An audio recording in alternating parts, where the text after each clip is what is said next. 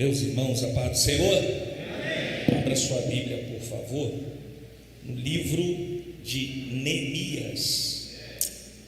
Neemias, capítulo de número 1, versículo de número 9. Neemias, capítulo de número 1, versículo de número 9. Estarei lendo até o versículo de número 11 e você só acompanha, tá bom? Deus abençoe Una Homens, essa conferência linda. Estive ontem aqui também, aí adorando junto com os irmãos, muito feliz por tudo que Deus tem feito, por tudo que Deus tem manifestado. Esse é o resultado de um trabalho sério. Parabéns aos irmãos, ao presbítero Mário, que além de ser líder, presidente dos homens, também é vice-dirigente ali da igreja de Irajá, qual eu sou pastor. E eu fiquei pensando, Mário, no que te falar. E eu vou ser bem sincero, você é um braço direito e um exemplo de fidelidade à obra. E nós vamos fazer 30 anos lá na igreja e já estamos honrando os pastores que passaram. Mas seria desigual não honrar um que está há muito tempo lá também. E hoje eu vejo, não acompanhei seu pai, conheci ele muito pouco, pastor Benedito, mas eu vejo resquícios da fidelidade de Deus na sua vida, tá bom? Então Deus te abençoe, Deus abençoe o pastor Adilson também, que é o nosso vice-presidente. O pastor Jerônimo mandou mensagem hoje, disse que teria um compromisso. Eu disse para ele: pastor, graças a Deus, porque é menos pressão. Deus abençoe a todos. Neemias capítulo de número 1, versículo de número 9, diz assim a palavra do Senhor: e vós vos converteis a mim, e guardarei os meus mandamentos, e os farei. Então, ainda que os vossos rejeitados estejam no cabo do céu, de lá os ajuntarei e os trarei ao lugar que tenho escolhido, para lhe fazer habitar o meu nome. Estes ainda são teus servos, e o teu povo que resgataste com a tua grande força e com a tua forte mão. Senhor, estejam, pois, atentos os teus ouvidos à oração do teu servo e à oração dos teus servos que desejam temer o teu nome, e faze prosperar hoje o teu servo, e dá-lhe graça perante este homem. Então eu era copeiro do rei. Quantos creem nessa noite que esta é a palavra de Deus? Tome seu assento, em nome de Jesus. Não poderia deixar de falar aqui dos dois irmãos, são irmãos de sangue, não é isso, Paulo? Que louvaram ao Senhor aqui. Meu Deus do céu, irmão, vocês fizeram eu ir lá na ponta do céu e voltar. Então Deus abençoe a vida de vocês. Não poderia também deixar de louvar a Deus pela nossa filial de Irajá. Vemos como avãs e irmãs estão ali, os varões estão aqui, as crianças que acabaram de louvar. Deus abençoe a toda a igreja. Irmãos, hoje eu quero falar aqui nessa noite, baseado nesse tema, chamados para servir. Eu queria falar um pouco aqui nestes minutos que tenho sobre características de um homem chamado para servir. Você não vai ver igual ontem, não tem essa estrutura toda, mas ontem tinha uns slides aqui, Aí eu brinquei com o pastor ali fora, falei: pastor, eu não tenho slide, mas eu estou debaixo da visão também. Ele falou: bom, Deus vai te usar. Mas falando sobre características de um homem chamado para servir, eu queria, dentro de um pensamento, fazer os irmãos entenderem algo que é muito nítido na vida de Neemias e na vida deste homem que Deus chamou. O que seria isso? Necessariamente Deus, ele não precisa em todas as esferas chamar homens, chamar pessoas, se manifestando a elas e vocacionando elas para uma missão. Quando nós olhamos para esse pensamento, eu vou explicar aqui à luz da Bíblia, o homem chamado não é só alguém que Deus precisa falar diretamente, ou Jesus falar diretamente. Há chamados por Deus que surgem em cenários caóticos, em cenários difíceis, em que mesmo Deus não se aparentando pela sua voz, mesmo Deus não usando um profeta a essa pessoa, mesmo Deus não usando o que nós conhecemos como o anjo do Senhor, essas pessoas se manifestam como pessoas enviadas por Deus para mudar uma geografia que está adversa. E é sobre isso que eu quero falar nessa noite. Quando nós olhamos para esses dois tipos de chamados, eu separo esses dois aspectos como os chamados e os disponíveis. Quando você olha para a Bíblia, eu poderia citar diversos exemplos aqui de homens que foram chamados por Deus de diversas maneiras, como por exemplo Moisés, que estava atrás do deserto e de repente naquela sarça Deus se manifestou, e quando Moisés foi tirar a dúvida, a voz que saiu de dentro da sarça era a voz do próprio Deus, chamando Moisés, se apresentando a ele, se relacionando com ele e dizendo para ele: eu quero te usar, eu quero te enviar. Quando nós olhamos para a Bíblia, nós vemos também um outro aspecto. Gideão, que estava malhando trigo no lagar, enquanto o seu povo estava preso pela desobediência sobre as mãos dos midianitas durante 7 anos. A Bíblia diz que o anjo do Senhor se manifestou a Gideão e disse: varão valoroso, Deus é contigo. Gideão meio que contestou, fez as suas provas diante de Deus, mas decidiu aceitar o chamado do Senhor. Quando nós olhamos para o Novo Testamento, nós vemos um Cristo que se manifesta,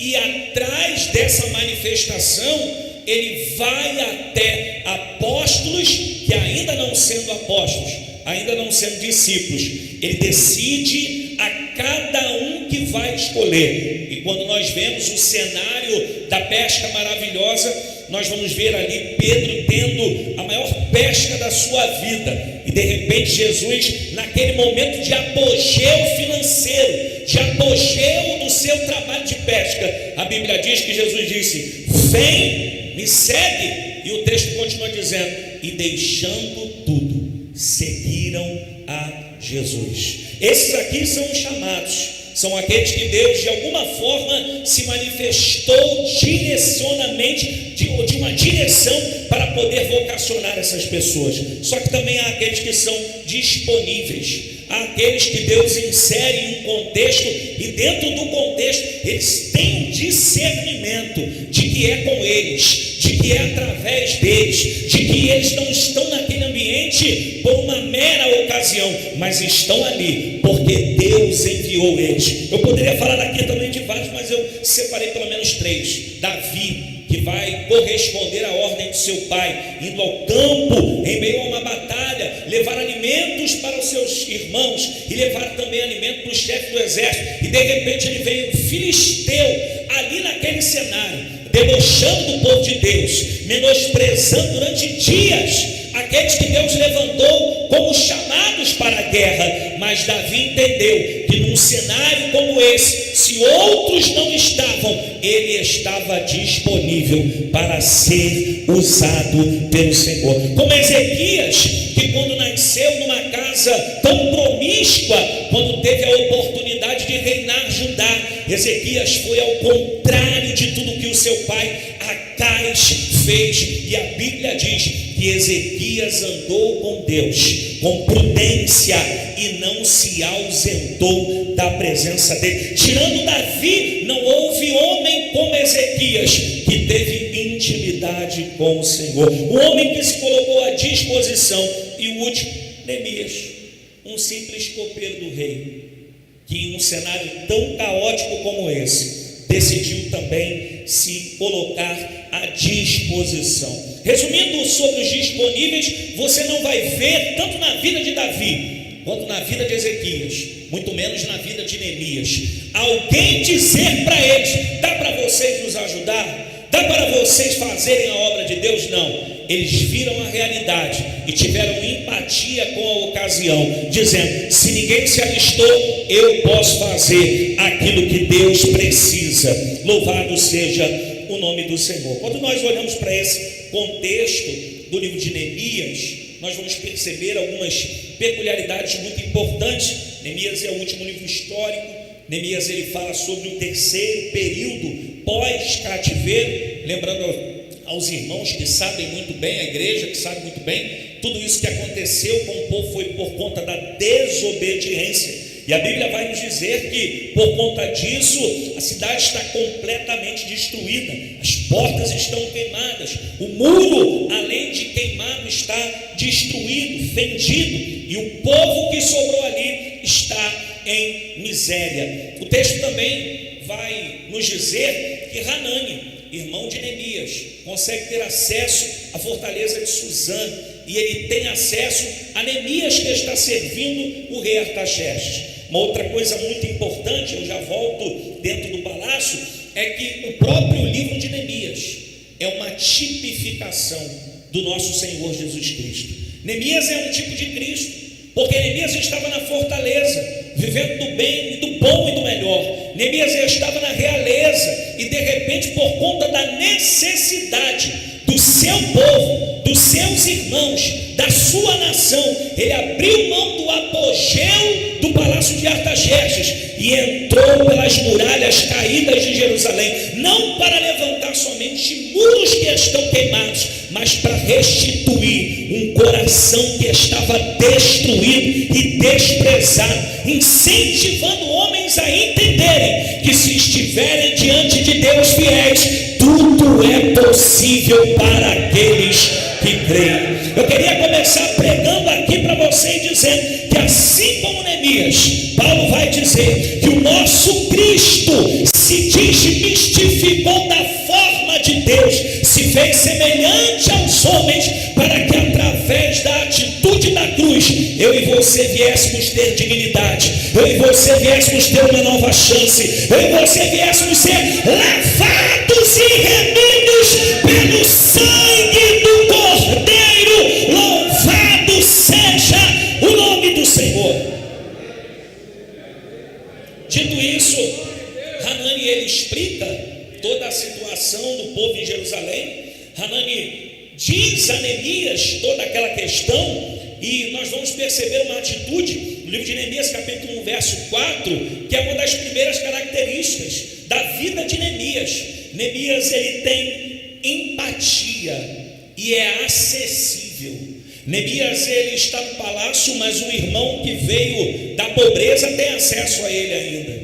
Neemias é alguém que está ao lado do rei, mas aquele que não está ao lado do rei tem oportunidade de falar com quem está ao lado do rei. Neemias, ele não tem só empatia, Neemias, ele é acessível a Hanani, porque a Bíblia diz no capítulo 1, versículo de número 4, que quando ele ouve tudo sobre os seus irmãos, sobre a sua nação, sobre o seu povo, ele lamenta, ele chora, ele jejua, ele sente. Porque empatia, irmãos, não é só perguntar se está tudo bem.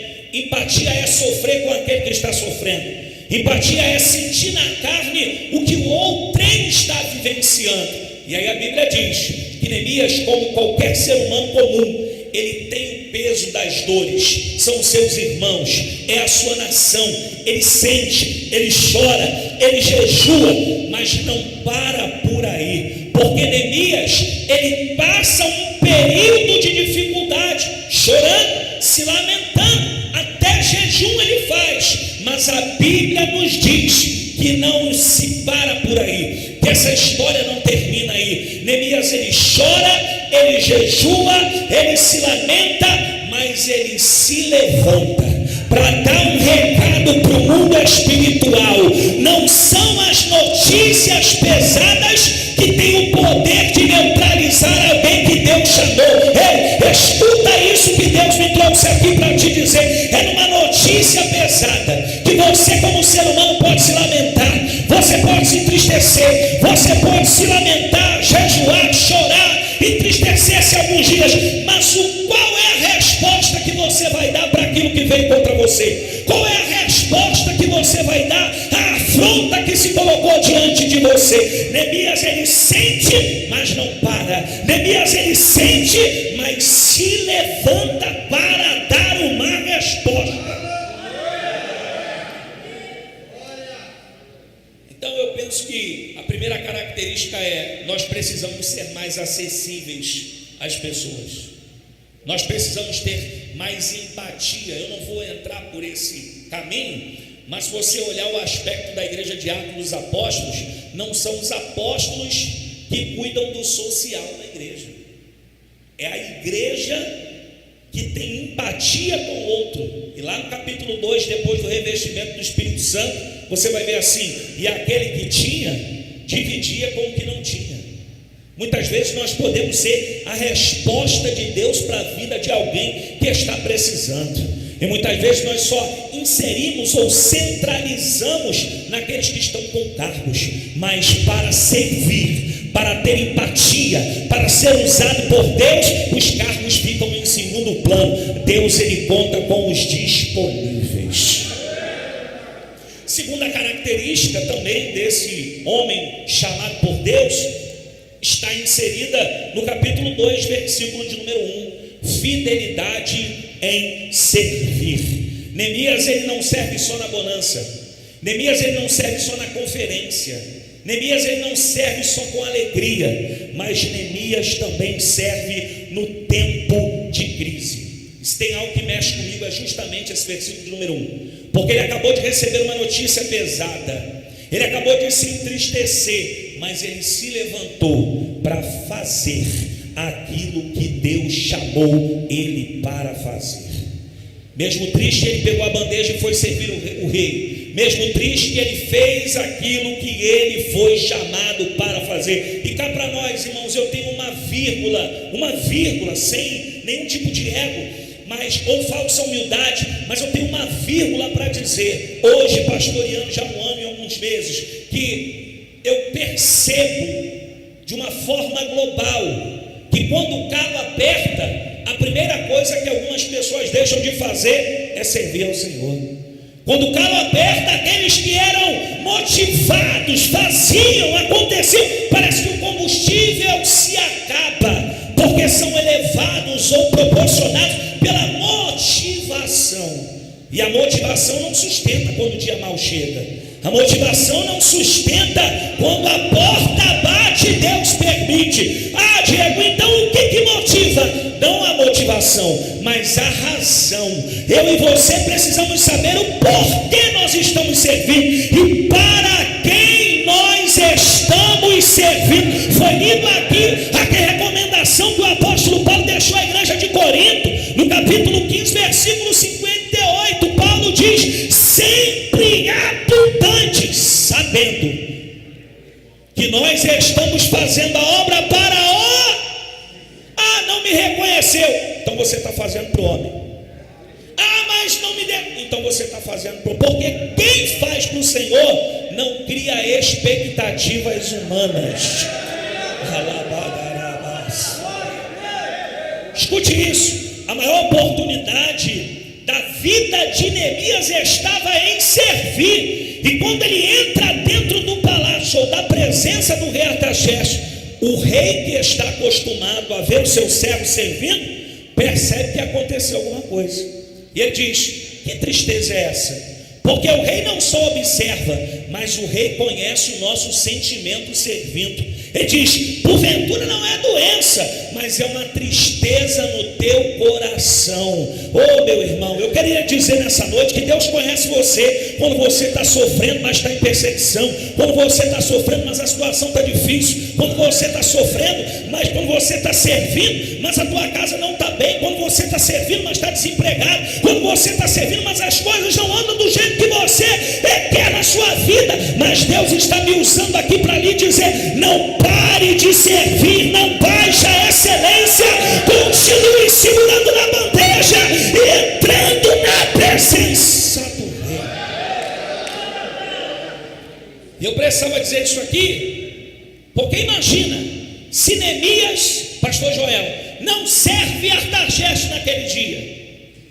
O rei percebeu, o rei percebendo, pergunta a ele o que está acontecendo. ele conta a razão da sua tristeza, e o rei diz para ele: então pede o que você quer. Irmão, isso aqui é muito lindo, porque Neemias está servindo da mesma forma, com o mesmo sentimento, ainda que esteja triste. E é nesse momento que o rei, vendo tudo isso, dá a oportunidade e libera sobre Neemias ferramentas para ele fazer algo muito maior, que está acima do rei Artaxerxes. O que eu quero dizer aqui é que Neemias, ele tem essa consciência de que o rei Artaxerxes, ele é poderoso. E quando você olha para a continuidade do capítulo, aqui está mais uma característica. Se a primeira é empatia, se a segunda é fidelidade em servir, a terceira característica de Neemias, confiança em Deus. Coloca para mim, por favor, o capítulo 2, versículo 4. O rei Artaxerxes diz para Neemias: então me pede. Irmãos, um dos maiores reis do Antigo Testamento está dizendo para Neemias: me pede.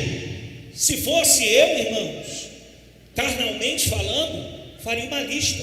Só me dá um minuto, vou fazer uma lista, vou entregar na mão dele. Mas olha o que o texto diz: e o rei me disse: que me pedes agora? Então orei ao Deus dos céus.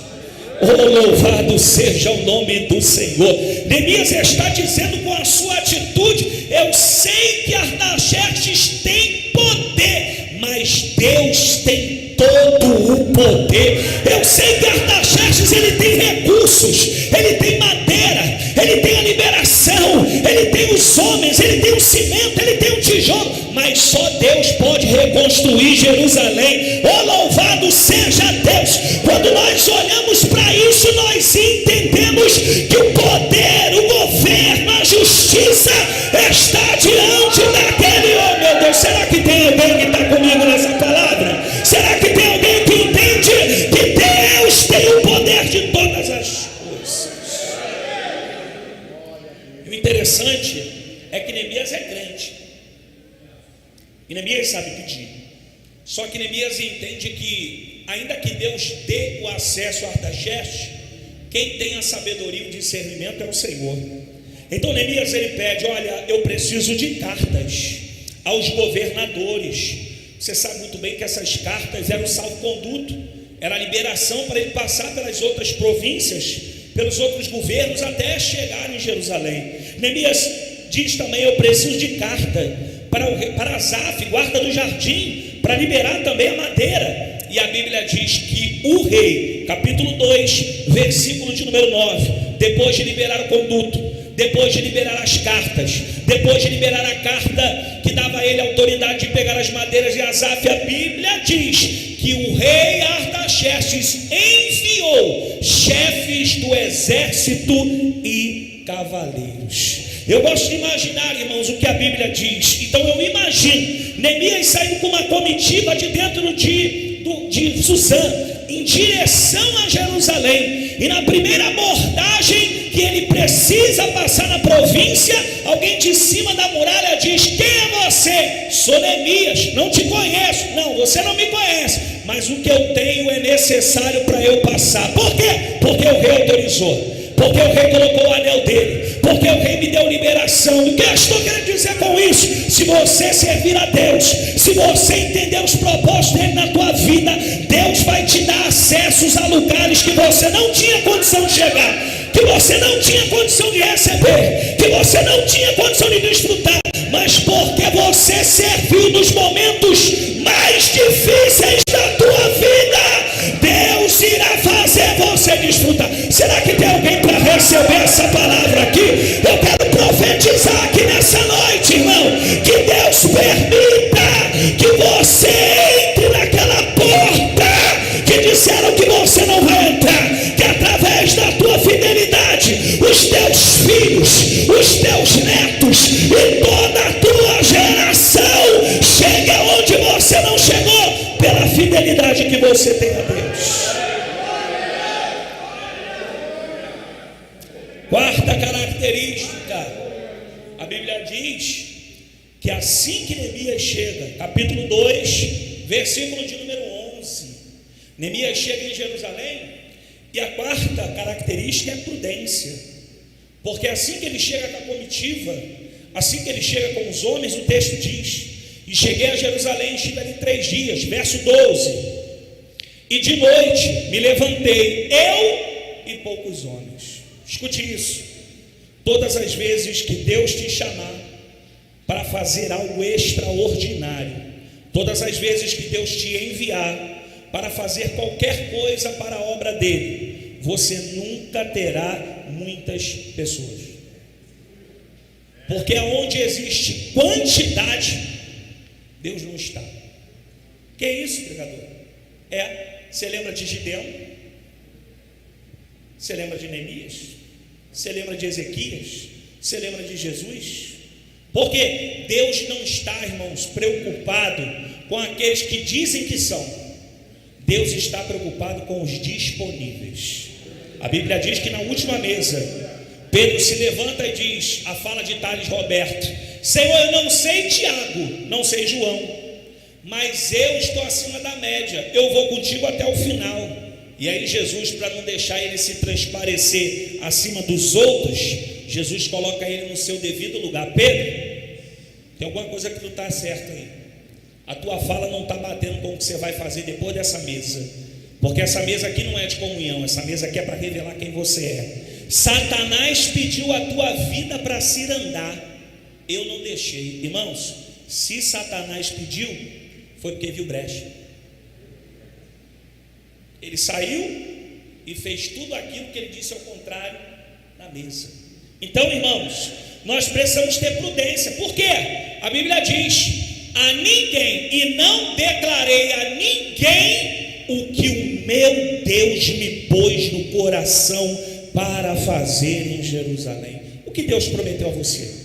Ele disse que vai fazer, guarda para você. O que Deus disse que vai realizar? Ele disse que vai cumprir, segura um pouco mais. Que desespero é esse de querer afirmar aquilo que Deus já disse que vai fazer para aquele que está assistindo a tua vida? Que desespero é esse de querer mostrar nas redes sociais aquilo que Deus já disse que vai fazer, mas ainda não fez? Se comporte como se já estivesse, se comporte como se ele já tivesse realizado. Então segura para que o projeto de Deus seja completo. Se cala para que você não fale quando Deus mandar você se calar. Eu entendi isso aqui, irmão. O sangue de Jesus me cubra aqui. Mas eu entendi isso aqui. Sabe por que Neemias não falou? Porque havia, irmãos, ainda uma preocupação de como reconstruir. Neemias não sabia se aqueles que estavam ao seu lado eram confiáveis. Neemias não sabia ainda como seria todo o projeto. Deus estava desenrolando. Então Neemias, se cala. Porque quando você se cala, quando eu me calo, nós frustramos o adversário. Porque ele não é onipresente, ele não é onisciente, ele não é onipotente. Então quando nós falamos, nós damos banquete, mas quando nos calamos, ele fica desesperado, porque não pode saber aonde trabalhar. O texto ainda diz que ele caminha, ele percebe toda a atividade de Jerusalém, e aí o texto diz no verso 18: então disseram, levantemo-nos e edifiquemos, e esforçaram as suas mãos para o bem. Eu precisava dizer tudo isso até esse capítulo, porque quando você olha para o capítulo 2, versículo 18, você vê que aqui é a primeira manifestação de que Neemias não está sozinho na obra.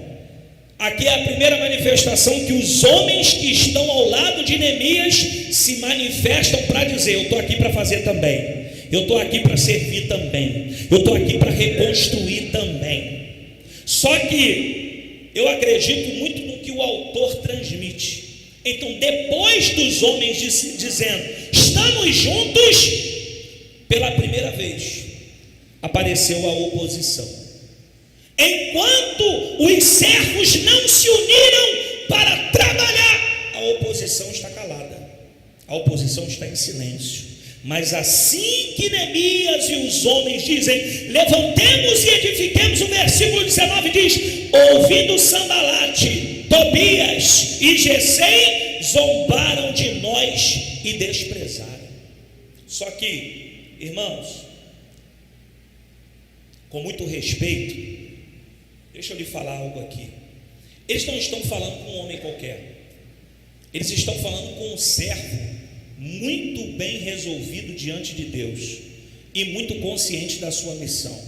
Neemias, quando ouve essa zombaria, ele responde: então lhes respondi e disse, verso 20: o Deus dos céus é o que nos fará prosperar, e nós, seus servos, nos levantaremos e edificaremos.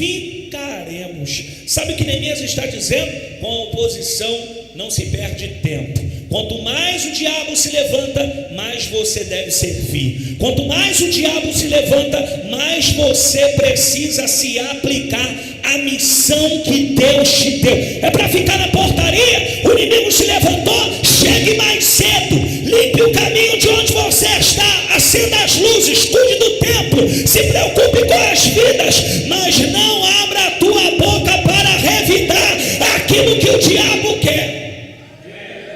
Neemias se cala. Neemias é alguém chamado. Quem é chamado não tem tempo para perder. Quem é chamado não tem tempo para responder no Facebook. Quem é chamado não tem tempo para poder se justificar. Quem é chamado só gasta as suas forças para servir. Quinta característica, eu aqui já estou caminhando para encerrar. Neemias capítulo 4, versículo de número 6. Eles continuam trabalhando, continuam exercendo a obra, e eu acredito, irmão, isso aqui é um grifo meu, eu acredito que nesse momento, no capítulo de número 4, versículo de número 6, é o ápice, não da obra, mas dos obreiros, não do muro, mas dos servos, porque o capítulo 4 nos mostra uma das características mais importantes, que é a entrega total. O texto diz: porque o coração do povo se inclinava a trabalhar. Irmãos, quando Deus ele faz pessoas se unirem por um propósito que é dos céus, ainda que poucos, quando todos se unem e colocam o coração no que estão fazendo, se tornam imparáveis. Pode ser um pequeno grupo, mas se torna forte, porque o Deus que conhece é o Deus que garante. Podem ser menosprezados, mas quando colocam o coração, Deus coloca a mão. Quando colocam o coração, Deus coloca o pé e diz: aqui não, aqui ninguém se mete, porque eles são meus. E aí eu entendi aqui que quando o texto diz que o coração se inclinava, irmãos, aqui não está falando que era apenas uma habilidade ou uma força física que impulsionava essa reconstrução, mas quando colocam o coração, eles colocam comprometimento, eles colocam dedicação naquilo que estão fazendo. Você vê alguém aí no seu trabalho secular que trabalha com dedicação, que trabalha com comprometimento, pessoas que não trabalham, pessoas que esperam a hora passar, pessoas que não tratam mais as coisas, muitas vezes, não vou generalizar, mas pessoas que já estão há 10, 15 anos na mesma empresa, já não têm a mesma dedicação, já não têm o mesmo empenho, já não têm o mesmo zelo. Por quê? Porque estão trabalhando para o homem, e nós não trabalhamos para o homem, nós trabalhamos para aquele que morreu na cruz do Calvário, aquele que te remiu, aquele que te libertou, aquele que te salvou, aquele que te deu uma oportunidade quando todos recuaram a mão. Ele está aqui nessa noite me usando para você e dizendo que nós precisamos ter uma entrega total. E aí, quando eu comecei a olhar esse texto e enxergar a nossa igreja, irmãos, você vai ver que o contexto dessa obra, eles terminam essa obra em 52 dias já. E aí eu digo algo aqui muito simples, mas de verdade eu creio. homens com coração inclinado nas coisas de Deus, que não fazem pelo cargo, que não fazem pela consagração, que não fazem pela posição, que não fazem para ser vistos, mas fazem porque entendem quem eram antes de Deus e sabem que quando entenderam isso, não fomos nós que aceitamos Jesus, mas foi Ele que nos aceitou e que nos usa pelo seu Espírito Santo. Quando nós entendemos isso e nós colocamos o coração na obra de Deus, irmãos, será que tem alguém que acredita aqui que se nós nos unirmos e colocarmos o coração na obra dessa igreja, aquilo que duraria 5 anos para fazer, nós podemos fazer em 2. Aquilo que duraria 10 anos para fazer, nós podemos fazer em 4.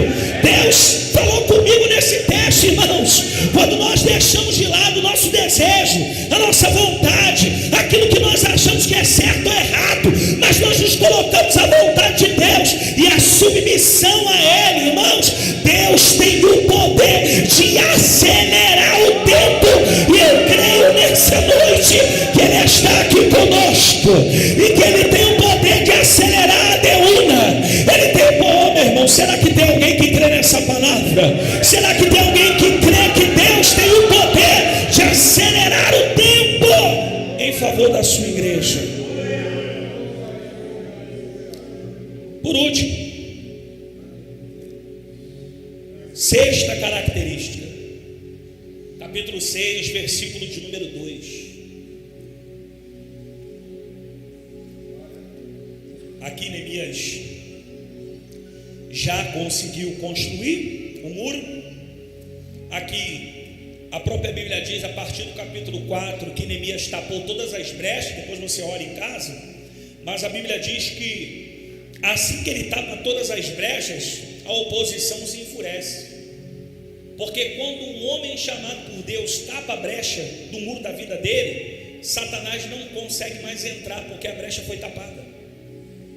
Porque ele não tem mais legalidade, porque ele não tem mais domínio sobre aquilo ali. Quando alguém erra na mesma coisa muitas vezes, aquilo se torna uma brecha, aquilo se torna uma legalidade, para Satanás poder governar e dizer: você pode cantar, mas eu entro por aqui, você pode pregar, mas eu entro por aqui. Mas quando alguém diz: aqui você não me domina mais, aqui você não toma mais a minha vida, aqui você não ciranda mais, irmãos, essa pessoa se reveste do poder capacitador do Espírito Santo.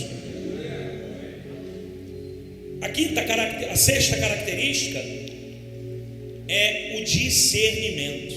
O muro está edificado, não tem brecha alguma, só que seria uma utopia se eu não falasse, e eu queria que você tivesse muita maturidade espiritual, para que você entenda que quando eu falo de oposição, nós sabemos que esse espírito de Sambalat, Tobias e Gesem é o diabo, é o inimigo de nossas almas. É bem verdade que ele precisa usar um homem, uma mulher, um ser humano, mas muitas vezes os ataques são espirituais, e você sabe disso.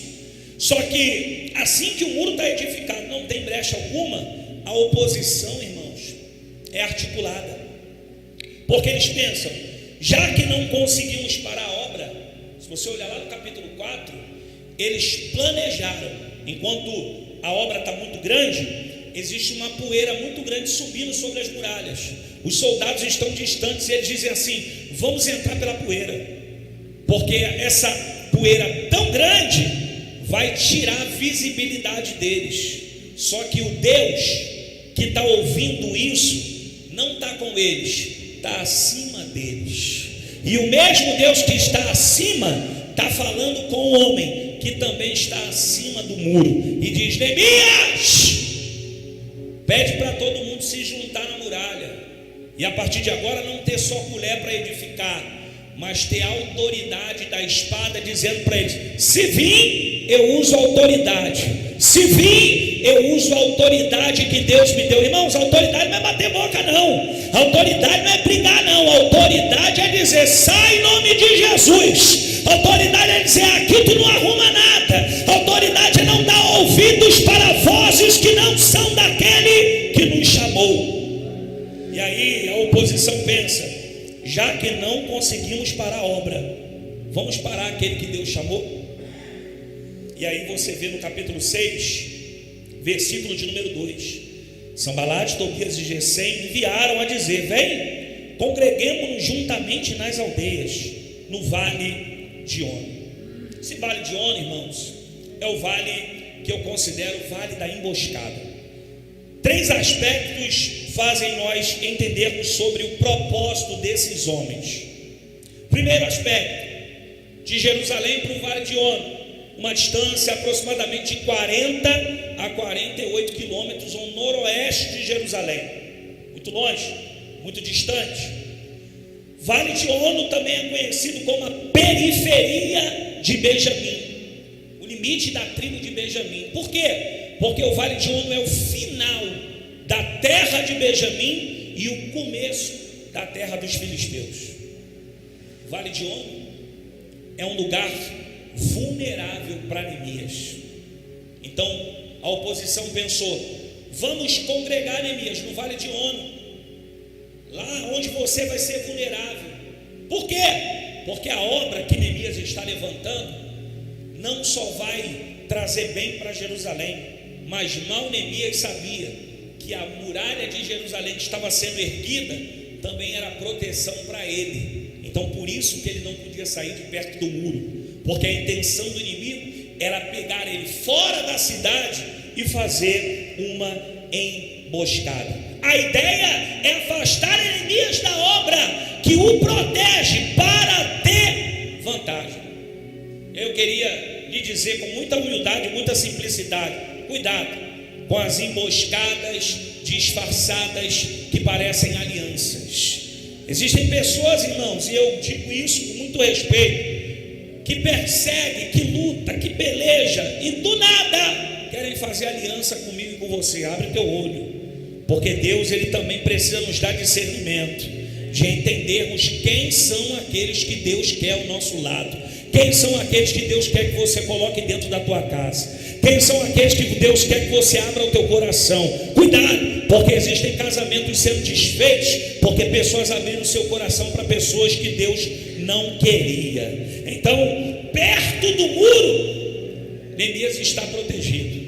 Longe do muro, ele está vulnerável. Será que você entende nessa noite que Deus quer você perto daquilo que Ele te chamou para fazer? Que Deus quer a cada dia você se dedicando para aquilo que Ele te chamou para fazer? Você já viu um crente que é muito bom na obra, quando ele não está bem, a primeira coisa que ele para de fazer é estar perto do muro. Ele começa a se distanciar, começa a deixar de vir nas atividades, começa a não participar mais das orações, começa a não participar mais da Santa Ceia, começa a não participar mais das reuniões. Tudo para ele e para ela é problema. E aí quando você vê, Satanás já colocou essa pessoa no lugar vulnerável.